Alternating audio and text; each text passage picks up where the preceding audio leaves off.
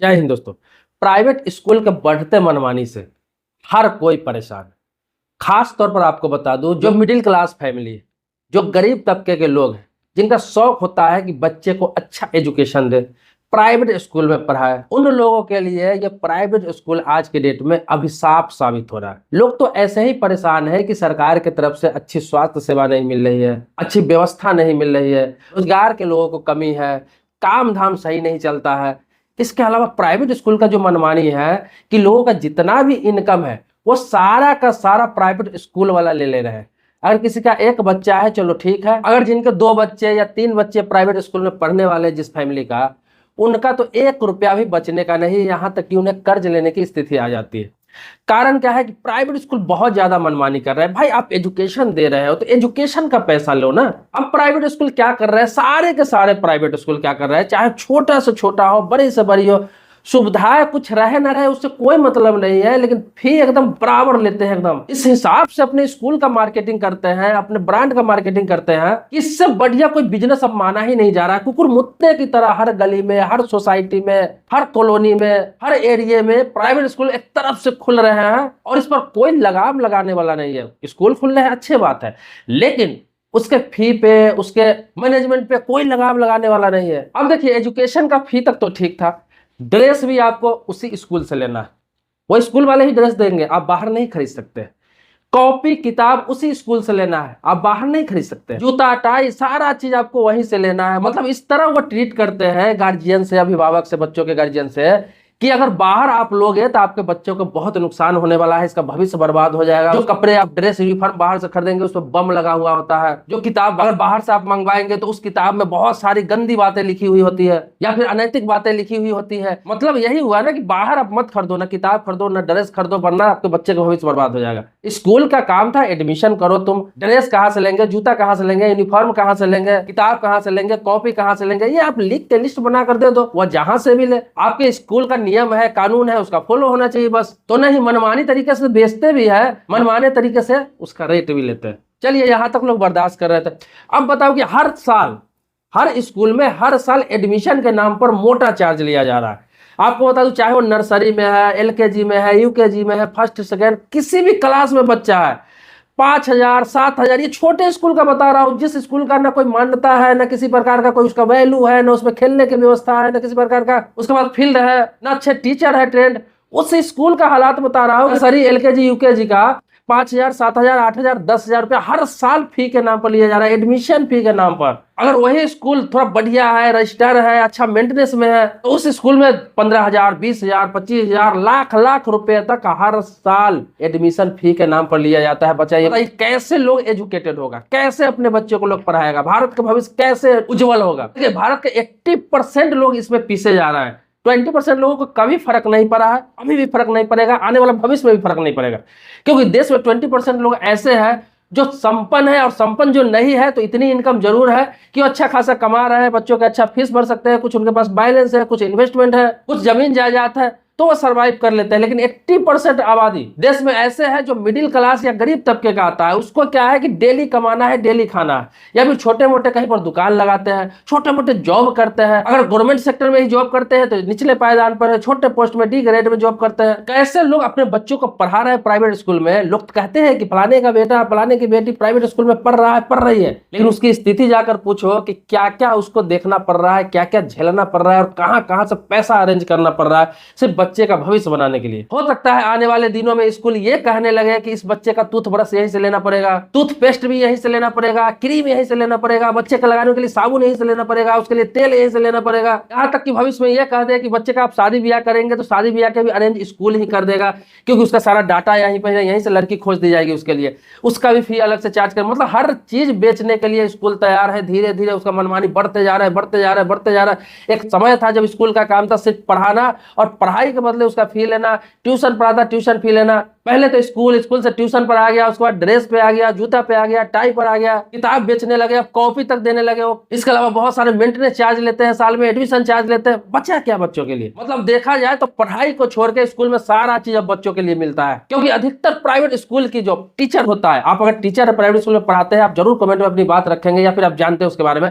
अधिकतर teacher trend नहीं होते हैं। 10वीं तक पढ़े हुए हैं, कोई 10+2 तक पढ़े हुए हैं, ग्रेजुएशन नॉर्मल किया हुआ है। उस बंदे को क्या है 5,000, 7,000, 8,000, 10,000, मैक्सिमम 15,000। अगर बहुत अच्छा टीचर है, बहुत पुराना टीचर है, बड़े से बड़ा स्कूल है, उसमें मैक्सिमम 15,000 रुपए सैलरी दी जाती है उसको। कोई ट्रेंड नहीं होता है, और क्या है वो सिर्फ टीचर नाम के होते हैं, सिर्फ डिसिप्लिन फॉलो करवाते हैं। पढ़ाई के नाम पर आप देखा जाए तो जो सरकारी स्कूल में पढ़ाई होता है उससे भी बेकार पढ़ाई होता है। बच्चे सिर्फ समझो कि डिसिप्लिन सीखने जाते हैं वहां पर, इसी के नाम पर लोग इतना मोटा रकम अपने बच्चों के लिए चुकाते हैं। अब देखिए ये सब बंद कैसे होगा?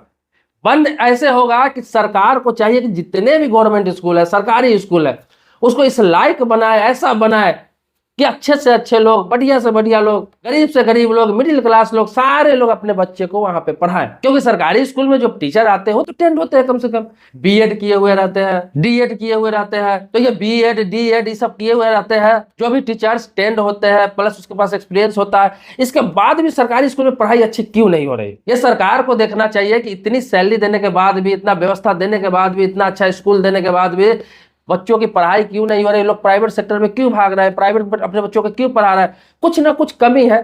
तो ये कमी को सरकार को खोजना चाहिए, हर स्टेट के राज्य सरकार को इस पर ध्यान देना चाहिए। और इसे ठीक नहीं कर सकते हैं तो कम से कम प्राइवेट स्कूलों के लिए एक नियम बनाना चाहिए, कानून बनाना चाहिए, अलग से जो कानून है उसमें संशोधन करना चाहिए कि इस तरह का मनमानी नहीं कर सकते हैं। हाँ, बच्चों के ड्रेस के लिए कह सकते हैं कि एक ड्रेस ये चाहिए, आपको ये कंपनी का किताब लेना है, आपको इस कलर का जूता लेना है, जो भी एक लिस्ट हमा दे उनके गार्जियन से। उनके गार्जियन को हो सकता है कहीं फ्री में मिल जाए, कहीं सस्ते में मिल जाए, कहीं कम दाम में मिल जाए, कहीं सेकेंड हैंड चीज मिल जाए, वो अपने बजट के अनुसार करेंगे। आप तो 3 गुना रेट पर मनमानी चीज में अपना सामान बेच रहा है, मतलब स्कूल के नाम पे आप दुकान चला रहा है। इस पर सरकार को कम से कम रोक लगाना चाहिए। बहुत ज्यादा हो रहा है, हद हो रहा है। आने वाले समय में अपने देश में गरीबी तो बढ़ ही रहा था, गरीबी के साथ साथ अशिक्षा भी और बढ़ते जा रहा है। आप कितना भी स्कूल खोल ले, कितना भी कॉलेज खोल ले, कुछ भी व्यवस्था करा ले, क्योंकि सरकारी स्कूल के जो हालात है, वहां का जो शिक्षा व्यवस्था है, उसको देख के लोग प्राइवेट के सेक्टर में भाग रहा है। और प्राइवेट में भी इस तरह के हालात होते जा रहा है कि लोग अपने बच्चे को पढ़ाना ही नहीं चाहते। 5वीं 6वीं 7वीं 8वीं तक, ज्यादा से ज्यादा 10वीं तक पढ़ा के पढ़ाई छोड़ा देते हैं और उन्हें किसी न किसी काम में लगा देते हैं, किसी न किसी दुकान में, फैक्ट्री में, शॉप में काम करने के लिए भेज देते हैं। क्या करेंगे भाई? आज मैं वीडियो के माध्यम से उन लोगों को यह कहना चाहूंगा कि जो लोग हर राज्य में देखते होंगे महिलाओं के लिए 2,500 रुपया देंगे, 2,000 देंगे, ये पेंशन देंगे। जब इलेक्शन आता है तो पेंशन की बात होती है, धर्म के नाम पर, जात के नाम पर आपको लालच दिया जाता है, बहुत तरह का आपको पैसे देकर, बहुत तरह का प्रलोभन देकर आपसे वोट ले लिया जाता है। आप लोग आ भी जाते हैं उसी झांसा में।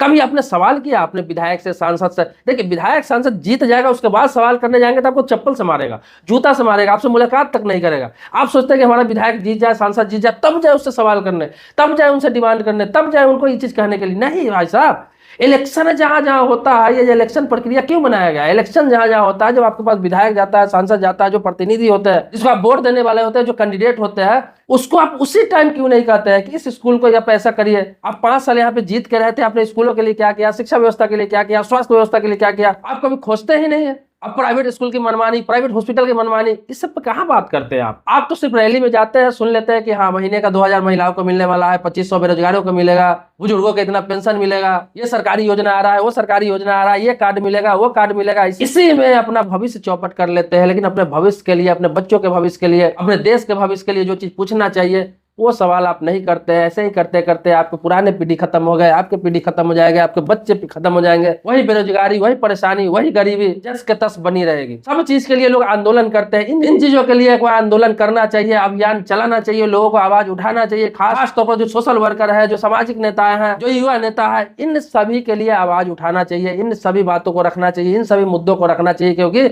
अपने देश में शिक्षा और स्वास्थ्य दो जो ऐसी बेसिक चीजें हैं जिसमें गरीब लोग और गरीब हो जाते हैं, मिडिल क्लास फैमिली भी और गरीबी के दलदल में चले जाते हैं, कमाने खाने वाले लोग बर्बाद हो जाते हैं। घर तक बिक जाता है, सालों भर की रखी हुई कमाई एक झटके में खत्म हो जाती है। तो ये सभी मुद्दे पर पब्लिक को भी ध्यान देना चाहिए, पब्लिक को भी जागरूक होना चाहिए। जिस जिस स्टेट में इलेक्शन होने वाले हैं, जिस जिस राज्य में चुनाव होने वाले हैं, जितने भी आपको मुद्दे करके भटकाए जाते हैं, हिंदू मुस्लिम यादव ब्राह्मण दलित, ये सभी को आप छोड़िए, ये सब कुछ भी नहीं है। सही बताओ तो कुछ भी नहीं है। वर्ल्ड के किसी भी देश में धर्म और जात के नाम पर वोट नहीं मांगा जाता है। क्यों? और नहीं लोग देते, क्योंकि लोग देते ही नहीं जाते धर्म के नाम पर वोट, क्योंकि पब्लिक वहां के एजुकेटेड है, समझदार है। अगर एजुकेटेड नहीं भी है तो समझदार है, उन्हें पता है कि इस नाम पर हमें बेवकूफ बनाया जाता है और हमारे बच्चों के, हमारे आने वाली पीढ़ियों के भविष्य से खेला जाता है। तो आप लोग भी ये सब जितने भी हो रहा है, आज सोशल मीडिया पर देख रहे हैं, कहीं हिंदू मुसलमान से लड़ रहा है, कहीं पर ये हो रहा है, कहीं पे कोई दलित यादव में लड़ाई हो रही है, कहीं पे ब्राह्मण यादव में लड़ाई हो रही है, इस तरह की जो आप देखते हैं जात धर्म की लड़ाई। देखिए इतने बड़े देश है, 150 करोड़ की आबादी वाले देश है, छिटपुट घटना तो होता ही रहती है। कभी पर्सनल मामलों को भी इस तरह की जाति और धर्म का मामला बनाकर तूल दे दिया जाता है। तो ये होती रहेगी। सोशल मीडिया का जमाना है, आपके पास आता है, आपको लगता है हिंदू पे अत्याचार हो रहा है, हिंदू को लगता है मुसलमान पे अत्याचार हो रहा है, दलित को लगता है मुझ पर अत्याचार हो रहा है, अपर क्लास के लोग कर रहे हैं कि हम लोग के साथ भेदभाव हो रहा है। ये सोशल मीडिया पर आपको देखता है 1.5 अरब की आबादी में एक छोटा सा घटना को लेकर आप पूरे देश से इसको जोड़ देते हैं, जबकि ये छिटपुट घटनाएं पहले भी होती थी, अभी भी होती है और होती रहेंगी इतने बड़े देश में। यही कि सोशल मीडिया है, आपके पास पहुंच जाता है, आप सुन लेते हैं, आपको लगता है नहीं देश बर्बाद होने वाला है। अरे कुछ नहीं होने वाला है। देश बहुत बढ़िया से चल रहा था, आज भी बढ़िया से चल रहा है और आगे भी बढ़िया से चलेगा। आप अपनी भविष्य सुधारिए, अपनी बच्चों का भविष्य सुधारिए और देश का भविष्य सुधारने के लिए नेताओं से आवाज उठाइए, वोट उसको देते हैं, उससे मांग करिए। नेता इसी तरह से हर चीज प्राइवेट हो जाएगा और आने वाले समय में आपको 50,000 रुपया 1 लाख रुपया महीना कमाने के बाद भी 30 तारीख होते होते आपके जेब में 1 रुपया भी नहीं बचेगा। और इमरजेंसी में कोई पैसे की जरूरत आ जाए, कभी कोई घर में किसी का इमरजेंसी हो जाए, 1 लाख 2 लाख 5 लाख की जरूरत पड़ जाए, तो फिर आपको जमीन जायदाद घर बेचने के अलावा, जेवर बेचने के अलावा कोई ऑप्शन आपके पास नहीं रहेगा।